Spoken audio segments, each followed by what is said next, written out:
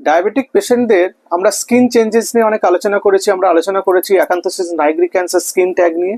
আর এক ধরনের ডায়াবেটিসের স্কিন চেঞ্জেস নিয়ে আলোচনা করব, যেটার নাম হচ্ছে ডায়াবেটিক ডার্মোপ্যাথি। এটা লাইট ব্রাউন স্কেলি লিজন হয়, মানে একটা হালকা ধূসর রঙের চামড়ার ওপর একটা স্কেলি মানে মাছের আঁশের মতো একটু দেখতে হয়, এরকম স্কিনের ওপর অনেক স্পটস থাকে।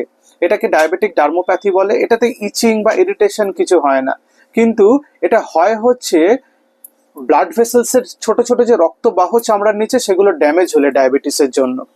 তাহলে অক্সিজেন খাবার স্কিনে পৌঁছাতে অসুবিধা হয়, তখন এই স্কিনের পরিবর্তনটা বা ত্বকের পরিবর্তনটা দেখা যায়।